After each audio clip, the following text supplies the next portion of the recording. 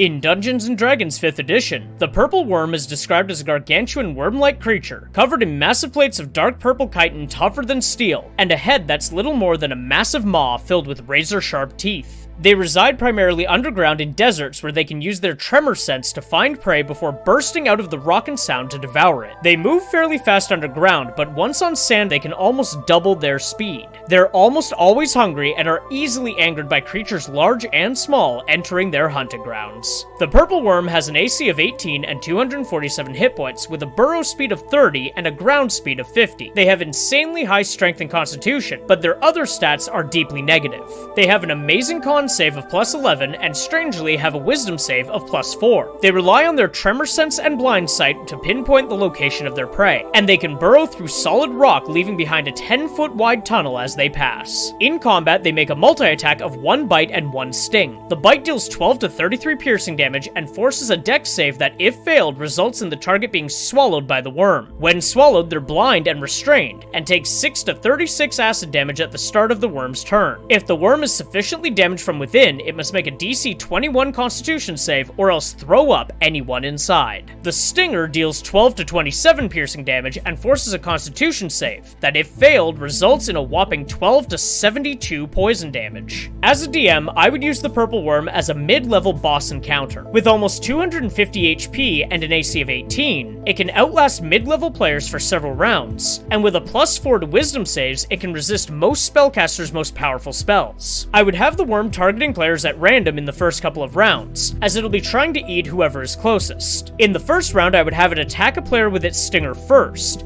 then follow up with a bite to maximize the damage output to one creature and put them in real danger of death within its belly. In subsequent turns, I would use the bite on one creature and the stinger on another to distribute damage more evenly to both keep the battle going and to keep the party focused on keeping everyone alive. With a plus 11 to con saves, it's unlikely that the players swallowed will be able to escape until the worm is dead, so once the player is swallowed, the worm should be fixating on the next closest player. If, however, one player in particular is dealing way more damage than the others, I would have the animal instincts of the worm take over, and have it use all of its attacks to put that player down. The first thing people likely compare the purple worm to would be the Shai-Hulud, the giant worms. Anya, it's a giant worm! They're sinking cities with a giant worm!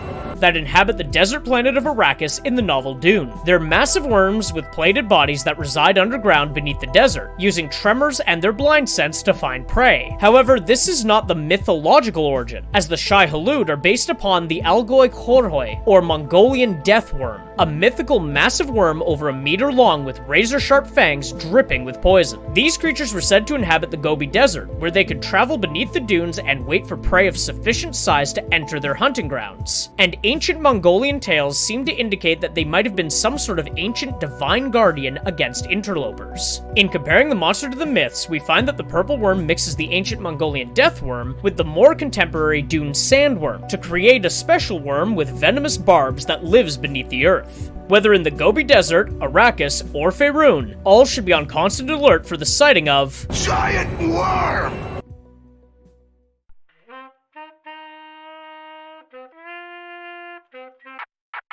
If you enjoyed that video, please leave a like and comment below, and consider subscribing to the channel. You can also join the Patreon for $1 a month to access videos days before they're posted here, as well as other exclusive stuff like short stories, videos, and more.